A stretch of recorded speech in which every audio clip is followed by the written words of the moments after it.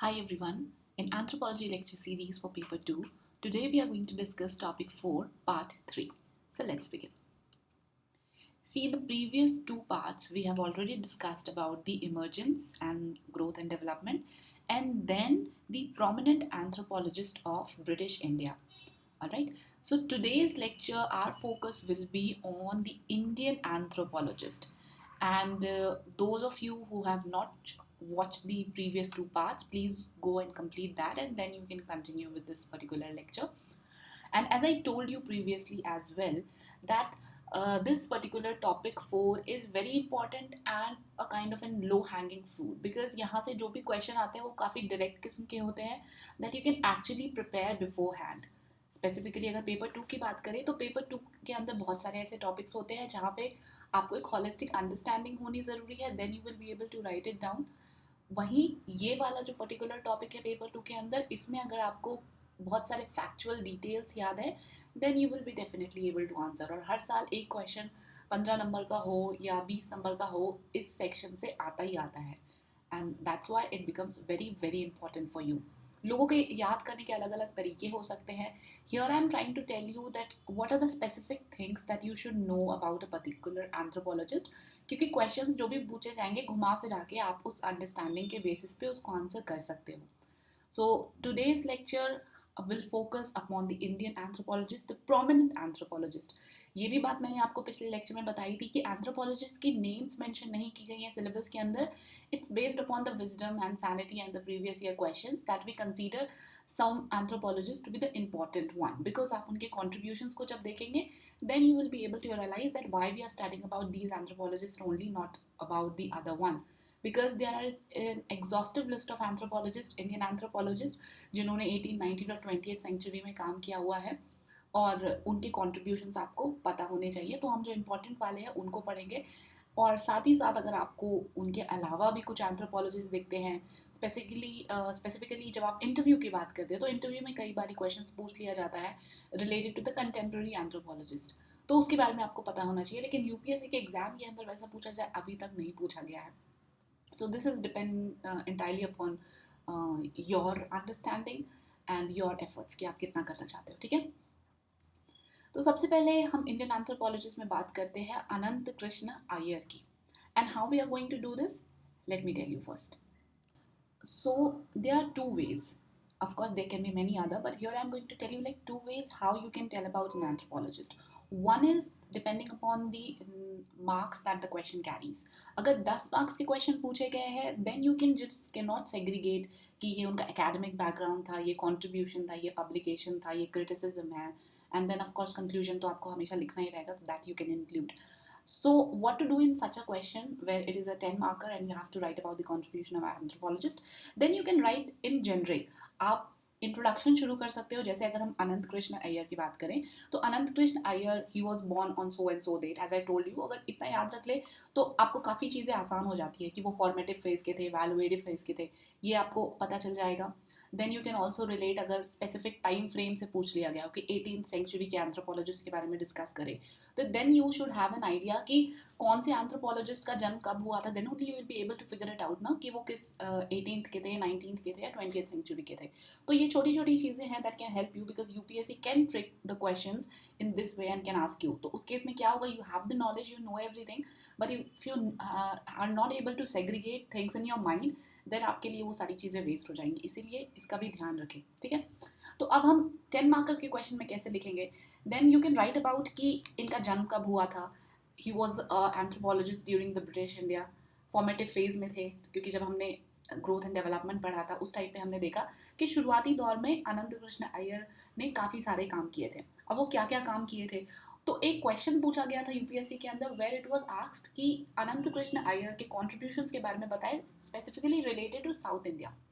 The question was very obvious, because जब आप इनके वर्क्स को देखेंगे तो he mostly work in the southern part of India. इन्होंने मद्रास प्रोविंस में काम किया है, कोचिन में काम किया है.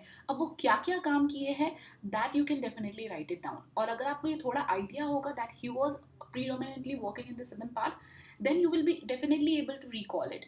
तो आप वो सारी चीज़ें मेंशन कर सकते हो. Then you can write about his specific studies, कि उन्होंने कौन कौन सी स्टडीज़ करी थी, अगर आपको याद हो. This is like one such thing that I am telling you.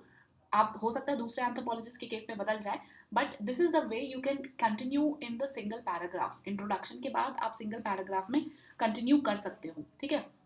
Then you can definitely mention the other contributions. And here in this particular lecture I'm not going to tell you each and everything in detail, because मैंने आपको पहले भी बताया था ये सारी चीज़ें आपको याद करना ज़्यादा इंपॉर्टेंट है. And which is why I have not included all the anthropologist in the video lecture, because उससे लेक्चर भी बड़ा हो जाएगा and I am not going to just read it out for you. So better you just go through the notes, वहाँ पे आपको सारी चीज़ें मिल जाएंगी. But keep all these things in mind that you have to work in this way, ठीक है.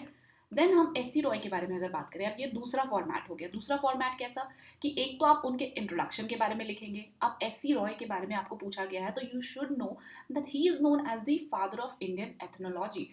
और ये टाइटल उनको किसने दिया था? It was given by J Hutton. J Hutton के बारे में हमने प्रीवियसली लेक्चर में पढ़ा हुआ है. और इनके नाम से रिलेटेड या इनके काम से रिलेटेड कुछ भी स्पेसिफिकेशन है आप उसको इंट्रोडक्शन के अंदर मेंशन कर सकते हो, राइट. जैसे अनंत कृष्ण अय्यर के बारे में भी अगर आपको इंट्रोडक्टरी पार्ट लिखना हो और आपको याद नहीं है कि उनका जन्म कब हुआ था, वो ब्रिटिश इंडिया के थे या नहीं थे, आप ये लिख सकते हो he was an anthropologist who work predominantly in the southern part of India, ठीक है. And then you can continue with his work and his contribution अगर आपको याद नहीं आ रहा हो तो. उसी तरीके से एस.सी. रॉय के केस में आप ये सारी चीज़ें लिख दोगे और ये कैसे होगा आपको याद? बार बार जब आप चीज़ों को पढ़ोगे you will be definitely able to relate it. Now इनकी academic background, this is I am telling you the second format, remember that. तो यहाँ पे हमने ये पहला वाला इंट्रो पार्ट लिख लिया है. देन इंट्रो के बाद हम एकेडमिक बैकग्राउंड लिख देंगे छोटा सा. और ये ऐसे फॉर्मेट में आप कब डिवाइड करोगे? When the question is of 15 और 20 मार्कर. 10 मार्कर के केस में आप उसको पैराग्राफ में ही कंटिन्यू करोगे, ठीक है. देन एकेडमिक बैकग्राउंड की अगर बात करें तो इन्होंने कोलकाता से पढ़ाई करी हुई थी. That was Calcutta that time, now it's Kolkata. So इन्होंने कलकत्ता से पढ़ाई करी और वहाँ पे पढ़ाई करने के बाद इन्होंने जो डिग्री ली थी that was not of anthropology but a law degree. इन्होंने लॉ की पढ़ाई की थी और ये प्रैक्टिस किया करते थे जो आज के डेट में प्रेजेंट है झारखंड है वहाँ पर रांची में इन्होंने काफ़ी प्रैक्टिस करी. तो ये जो ट्राइब्स से इनका काफ़ी ज़्यादा मिलना जुलना होता रहता था regarding the cases and everything. Then he was very much sympathising और you can say empathise with the tribes. और इस तरीके से इनकी जर्नी आगे शुरू होती है. तो आप एकेडमिक बैकग्राउंड लिख दोगे और उसके बाद हम इनके कॉन्ट्रीब्यूशन के बारे में लिखेंगे. अब कॉन्ट्रीब्यूशन अगेन सबके अलग अलग होंगे. किसके कौन से कॉन्ट्रीब्यूशन बहुत ज़्यादा इंपॉर्टेंट है वो आपको मेंशन करने हैं. जैसे इनके केस में अगर हम बात करें तो एक मेजर कॉन्ट्रीब्यूशन इनका ये रहा था कि इन्होंने मैन इन इंडिया जर्नल की शुरुआत करी थी. और इस मैन इन इंडिया जर्नल के एडिटर्स बहुत सारे एंथ्रोपोलॉजिस्ट रहे थे. तो अगर आपको मैन इन इंडिया याद है और ये 1921 में इन्होंने ये जर्नल शुरू किया था, देन ये एक पॉइंट है जो आप बहुत सारे जो एंथ्रोपोलॉजिस्ट हैं जो एडिटर रहे हैं उसमें आप मेंशन कर सकते हो कि Man in India journal that was started by S C. Roy. Then फलाना जो भी आपके एंथ्रोपोलॉजिस्ट के बारे में आप लिख रहे हो like Verrier Elwin, he was also an editor of Man in India. तो आप लिख सकते हो he was an editor of Man in India that was started by S C. Roy in 1921. तो ये आपका एक अच्छा खासा एक पॉइंट बन जाता है, right. So this is what I am trying to tell you कि इन सारे चैप्टर्स के अंदर बहुत सारी चीज़ें आप पढ़ोगे जो कि आपको एक दूसरे के अंदर काम आती जाएंगी. स्पेशली जब आप विलेज स्टडीज़ पढ़ेंगे जो कि हम आने वाले लेक्चर्स में पढ़ने वाले हैं, उस विलेज स्टडीज़ के अंदर बहुत सारी ऐसी चीज़ें हैं जो आपको इंडियन एंथ्रोपोलॉजिस्ट के कॉन्ट्रीब्यूशंस में लिखने के लिए बहुत आसान हो जाएंगी, ठीक है. So don't worry about it कि इतने सारे एंथ्रोपोलॉजिस्ट हैं कैसे याद रखेंगे, क्या क्या याद रखेंगे. Nothing to worry about that. Then research area और फील्ड वर्क. तो आपने ये देख लिया कंट्रीब्यूशन क्या था. आप चाहो तो रिसर्च एरिया फील्ड वर्क को कंट्रीब्यूशन के पहले भी लिख सकते हो, it's all up to you.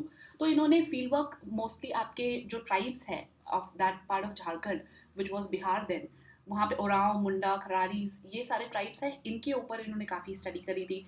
इन्होंने माइग्रेशन को स्टडी किया, इन्होंने रिलीजन प्रैक्टिसेस जो ट्राइब्स की थी उनको स्टडी किया, इन्होंने उनके जो शोषण हो रहा था उसको भी स्टडी किया.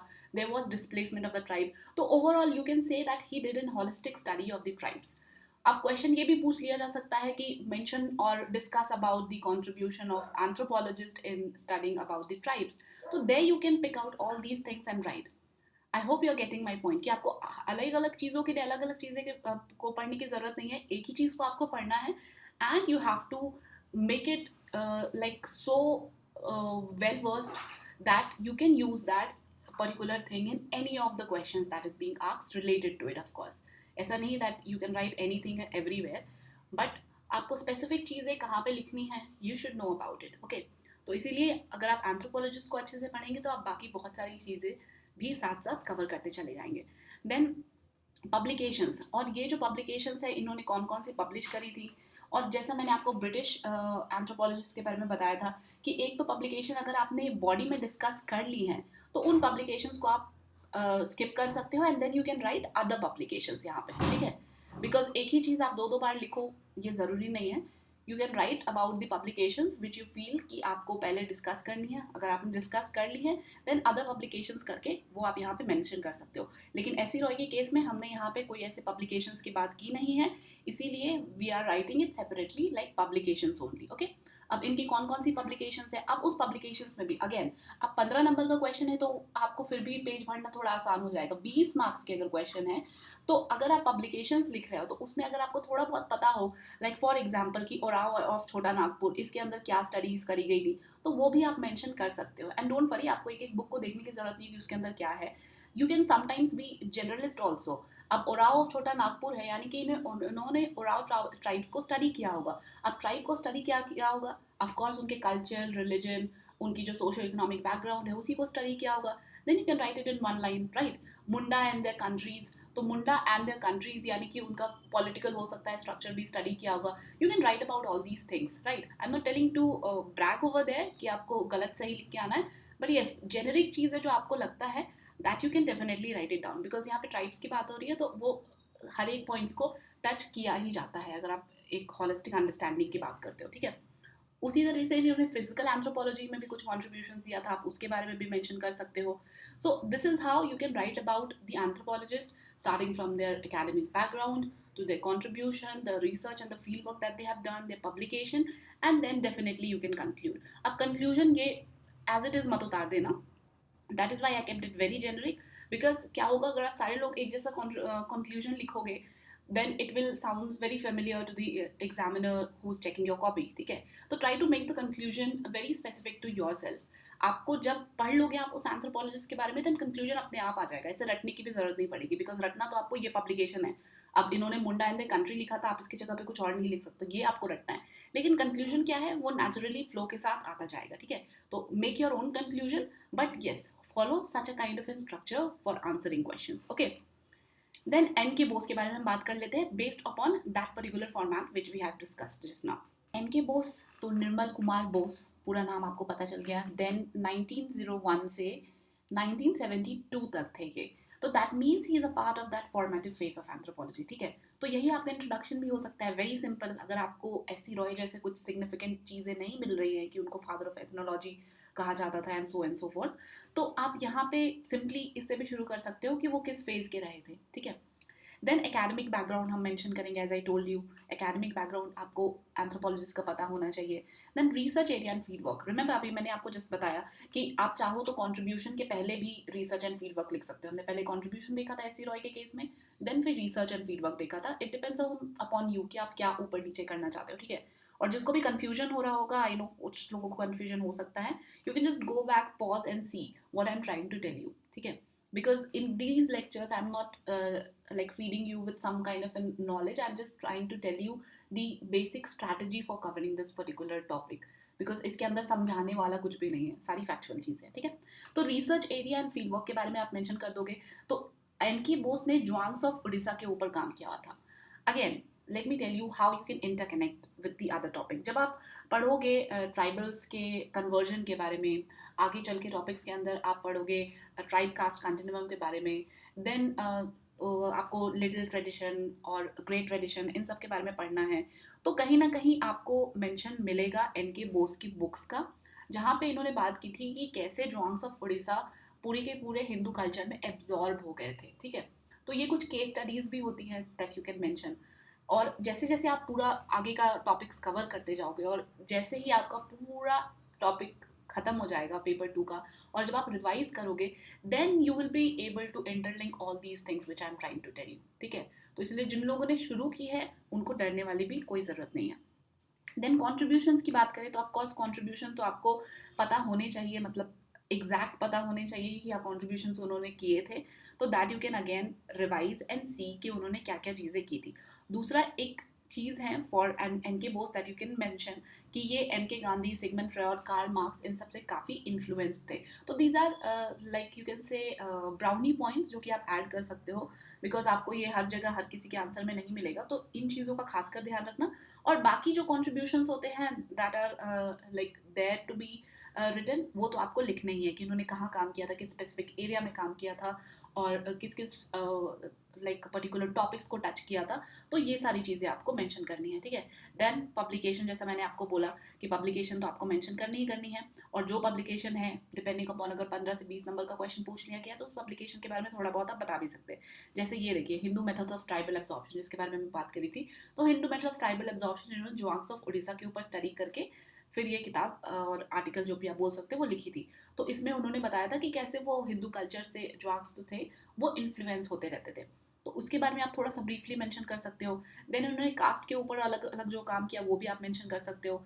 इन्होंने पीजेंट्स लाइफ्स के ऊपर काम किया, कल्चर और इंडियन सोसाइटी के ऊपर इन्होंने काफ़ी स्टडीज़ करी थी. तो ये सारी चीज़ें आप मेंशन कर सकते हो. एंड ऑफ कोर्स इसके अलावा भी अगर आपको पढ़ते पढ़ते कहीं और इनके बारे में और कुछ चीज़ें मिलती हैं that you feel should be written, तो definitely that can be written as well. लेकिन इतनी चीज़ें तो जो भी यहाँ पे मेंशन की गई हैं ये आपको आंसर के अंदर मेंशन करके आनी ही आनी है. अब ये क्वेश्चन दूसरी तरीके से कैसे पूछा जा सकता है. अब जैसे हमने देखा यहाँ पे एन के बोस के कॉन्ट्रीब्यूशंस में आपको कास्ट कास्ट बहुत ज़्यादा दिख रहा है. तो अब जब आप कास्ट टॉपिक पढ़ते हो जो कि हमने पहले कवर किया हुआ है, उस टाइम पे अगर आप एन के बोस की कुछ चीज़ें जो यहाँ से उठा के आप वहाँ पे मेंशन कर सकते हो, that will be also very good.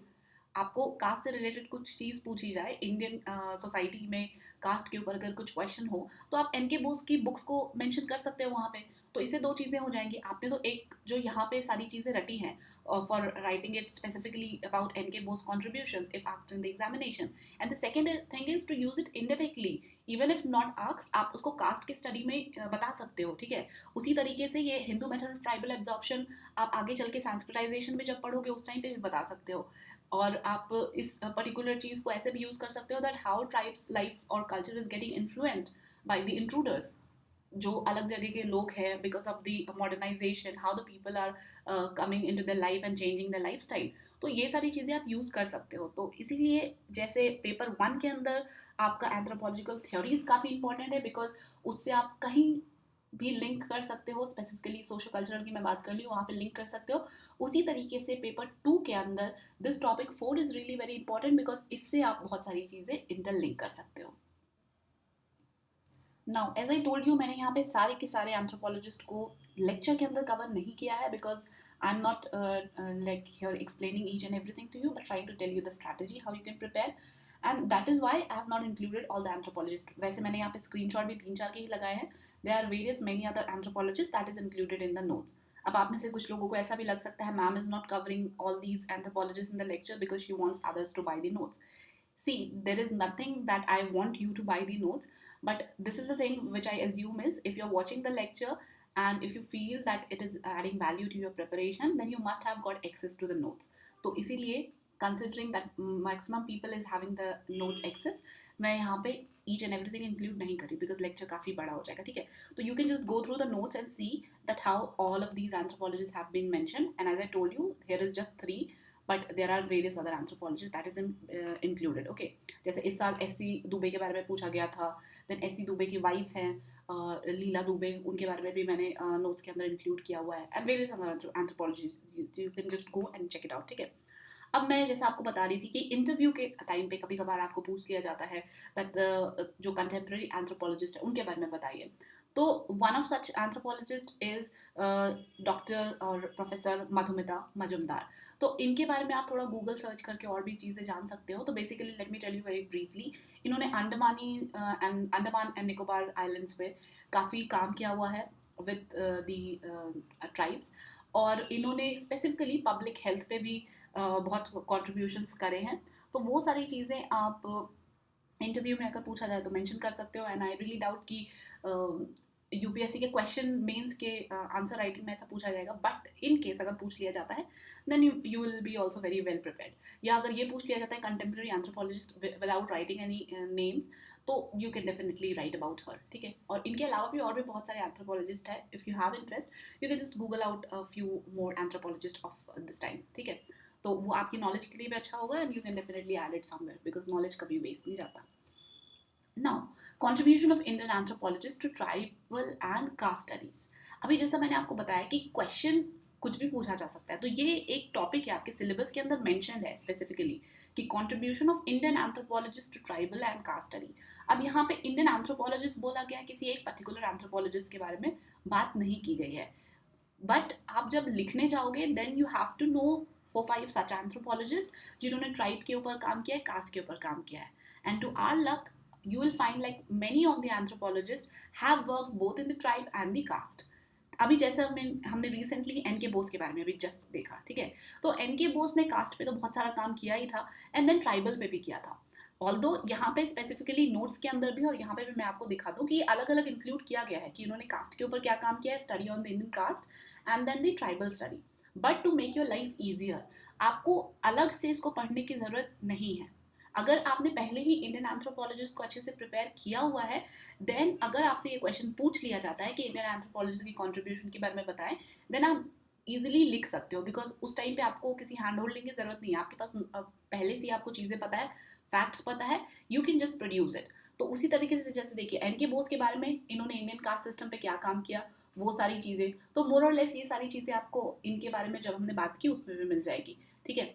Then tribal study पे क्या काम किया, ट्राइबल स्टडी में ये जो बार बार मैंने आपको नाम बताया है, तो जुआंग्स ऑफ उड़ीसा के ऊपर इन्होंने जो काम किया था वो वाली चीज़ें आप मेंशन कर सकते हो. और सिंस ये आपको किसी स्पेसिफिक एंथ्रोपोलॉजिस्ट के बारे में नहीं पूछा गया है तो आप 2-3 एंथ्रोपोलॉजिस्ट के बारे में मेंशन करोगे कि एस सी रॉय ने क्या काम किया था, देन एस सी दुबे ने क्या काम किया था, डी एन मजुमदार ने क्या काम किया था. डिपेंडिंग अपॉन 15 नंबर का क्वेश्चन पूछा गया, 20 नंबर का क्वेश्चन पूछा गया, आप वैसे वैसे एंथ्रोपोलॉजिस्ट मेंशन कर सकते हो. And again I am telling you इसके लिए अलग से प्रिपेयर करने की जरूरत नहीं है, पहले वाला जो अच्छे से प्रिपेयर किया हुआ है उसी के बेसिस पे ये आंसर किया जाएगा, ठीक है.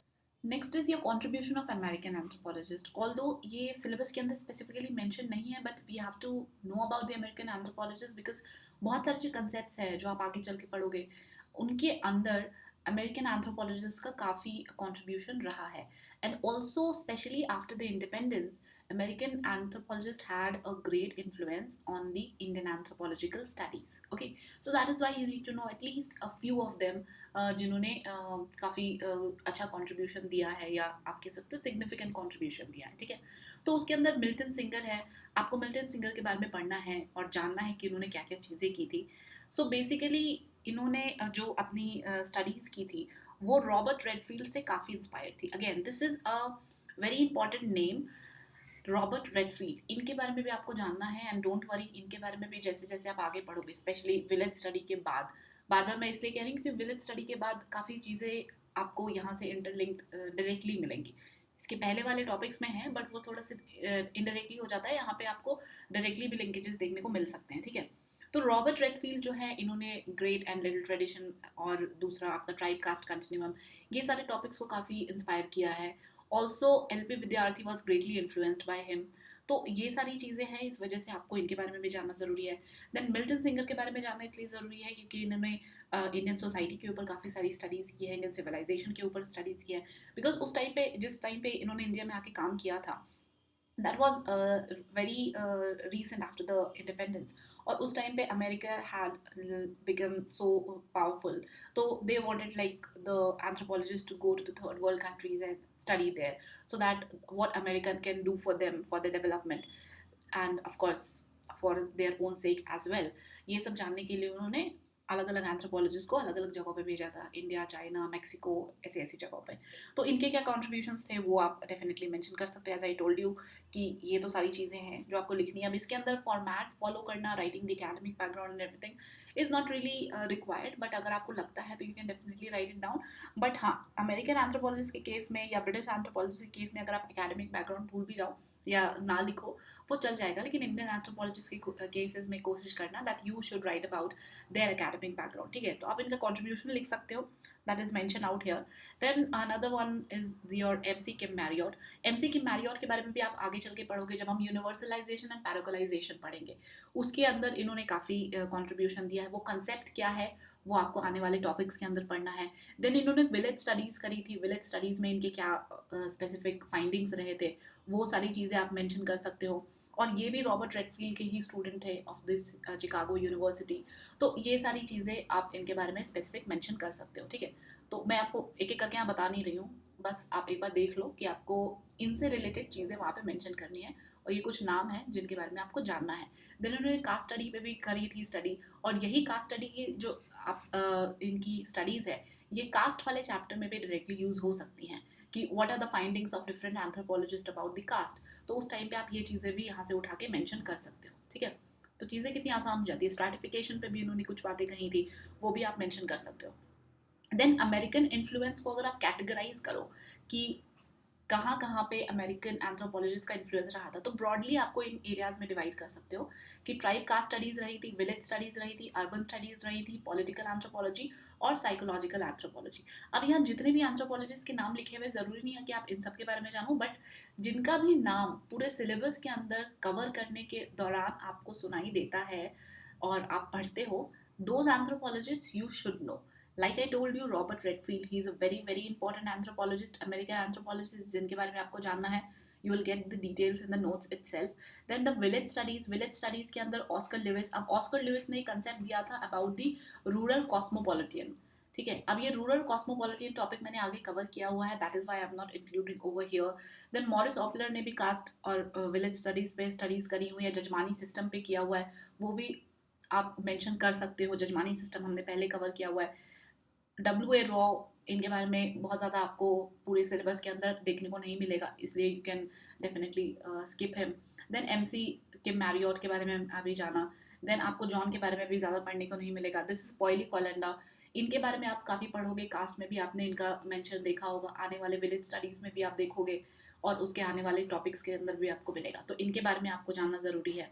तो यहाँ पे मैं मार्क कर देती हूँ जिन जिन एंथ्रोपोलॉजिस्ट के बारे में आपको जानना है, ठीक है। लाइक दीज एंथ्रोपोलॉजिस्ट, मॉरिस ऑपलर के बारे में जानना है, MC के मैरियट के बारे में जानना है, देन हराल्ड गॉल्ड के बारे में भी जानना है, कास्ट से भी रिलेटेड है।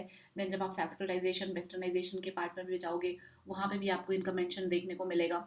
तो इनके बारे में आप एटलीस्ट थोड़ा बहुत पढ़ लोगे, और ऑफकोर्स वो आपको नोट्स के अंदर भी मिल जाएंगे।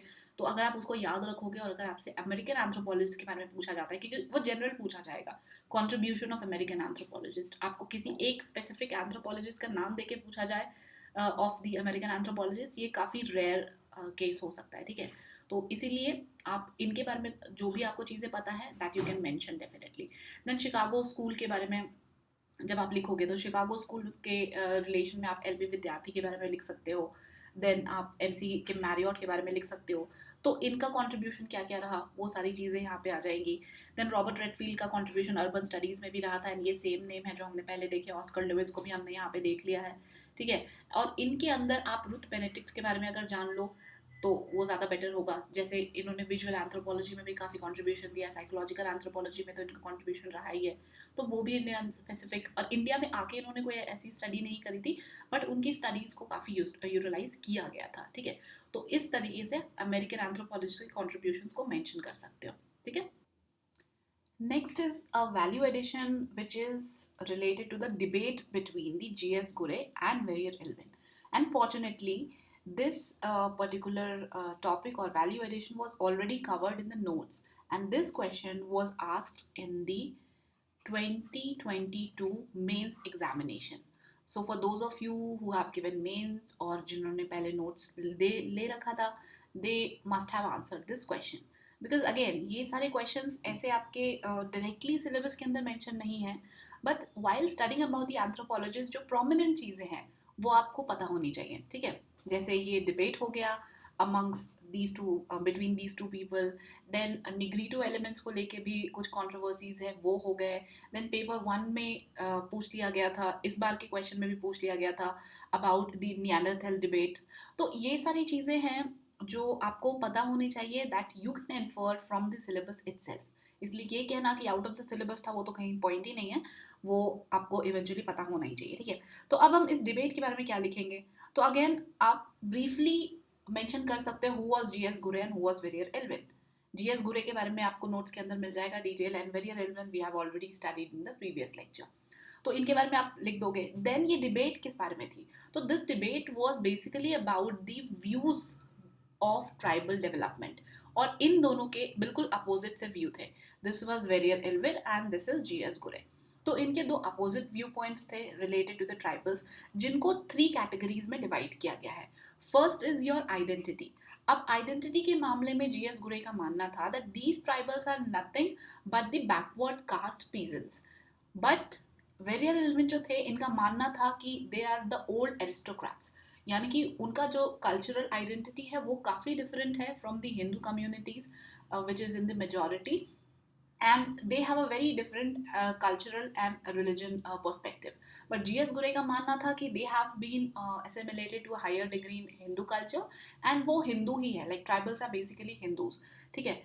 और इस आइडेंटिटी को लेके जब वेरियर एल्विन ने ऐसी बातें कही, then GS Gure came on defending that, and GS Gure has basically written a book. और इस बुक के अंदर उन्होंने वेरियर एल्विन की जो बातें थी उसको आप कह सकते हो गलत ठहराया था, उसको गलत माना था, और उसके बारे में भी एक लंबा चौड़ा सा डिस्कशन किया था. अब अगेन उस बुक के बारे में आपको जानना ज़रूरी है कि वो बुक का नाम क्या था. And that book was the aboriginal so called and the future. अब इस बुक के अंदर उन्होंने क्या कहा था वो आपको स्पेसिफिकली पता होना चाहिए, बट पूरी डिटेल ना भी पता हो तो चल जाएगा. Like I have mentioned over here कि इस बुक में इन्होंने जो वेरियर एल्विन का आइडिया था कि वो ओल्ड एरिस्टोक्रेट्स है, tribals, and they have a very distinct culture and religion functioning like other than the Hindu religion, तो ये सारी चीज़ों को इन्होंने गलत ठहराया था, ठीक है. That is what he has done in his book. Then recognition. Verrier Elwin का मानना था कि इनको एक सेपरेट ग्रुप की तरह रिकॉग्नाइज करा जाना चाहिए, बल्कि गुरे का मानना ये था कि इनको कोई सेपरेशन रिकॉग्निशन की ज़रूरत नहीं है, they are the Hindus itself, ठीक है. तो ये दो हो गया. The very first pointer was this identity. Then recognition के मामले में दोनों के अलग अलग व्यू पॉइंट थे. देन आइसोलेशन और एसिमिलेशन को लेके थे. आइसोलेशन किसका मानना था? वेरियर एल्विन का मानना था, बिकॉज जब हमने वेरियर एल्विन के बारे में पढ़ा, there we have seen that how he has proposed about the isolation policy. then assimilation वाली जो पॉलिसी थी वो आपके जीएस गुरे का मानना था कि उनको एसिमिलेट करना चाहिए थ्रू दी डेवलपमेंट. तो ये 3 व्यू पॉइंट्स थे और दोनों बिल्कुल अपोजिट व्यू पॉइंट्स थे. देन अब कंक्लूजन क्या निकलेगा? तो कंक्लूजन, अब इन दोनों की बात है तो किसी को मिड पाथ तो लेना पड़ेगा. तो यहाँ पे आप डीएन मजुमदार को मेंशन कर सकते हो. इन्होंने सेलेक्टिव इंटीग्रेशन की बात करी थी. इन्होंने ये भी नहीं बोला कि उनकी पूरी जो कल्चरल और रिलीजियस प्रैक्टिसेस है उसको डिस्ट्रॉय कर दो, पूरी तरह से हिंदू में एसिमिलेट कर दो. इन्होंने बोला सेलेक्टिव एसिमिलेशन और इंटीग्रेशन होना चाहिए ताकि डेवलपमेंट भी किया जा सके इनका, और साथ ही साथ उनकी जो कल्चरल प्रैक्टिसेस है वो भी प्रिजर्व रखी जा सके, ठीक है. तो इस तरीके से आप कंक्लूड कर सकते हो इस डिबेट को. तो this was the question. I don't remember, शायद 15 नंबर के क्वेश्चन पूछा गया था. तो there you could have easily attempted that question, और इन फ्यूचर अगर पूछा जाता है there you can also easily attempt such a question, ठीक है. और जब भी आप इस पूरे टॉपिक को पढ़ोगे, स्पेसिफिकली जिस टॉपिक 4 को जब आप पढ़ोगे, देन यू कैन डेफिनेटली सी, जैसे यहाँ जीएस गुरे और वेरियर एल्विन, ये काफ़ी फेमस था वैसे. This was very obvious question that could be asked. लेकिन इसके अलावा भी अगर आपको लगता है कि दो एंथ्रोपोलॉजिस्ट के व्यू पॉइंट कुछ चीज़ों को लेकर बहुत ही डिफरेंट है, that you can also like make a point, ठीक है, क्योंकि वो कहीं ना कहीं यूटिलाइज हो जा सकती हैं. और जैसा मैंने आपको पहले भी बताया कि निग्रिटो एलिमेंट हो या आर्यन थ्योरी हो, ये सारी चीज़ें हैं जो बहुत पिकूलियर सी चीज़ें हैं, आपको मिल जाएंगी पूरे के पूरे पेपर 2 के अंदर, जो पूछी जाती हैं. आप प्रीवियस ईयर क्वेश्चंस को भी एनालाइज करोगे, वहाँ पे भी पूछी गई हैं और आगे भी पूछी जा सकती हैं, ठीक है. Although they are not directly mentioned in the syllabus but can be inferred as well. And इसी के साथ हमारा ये जो पूरा टॉपिक 4 है ये फिनिश होता है. And with this, thank you so much.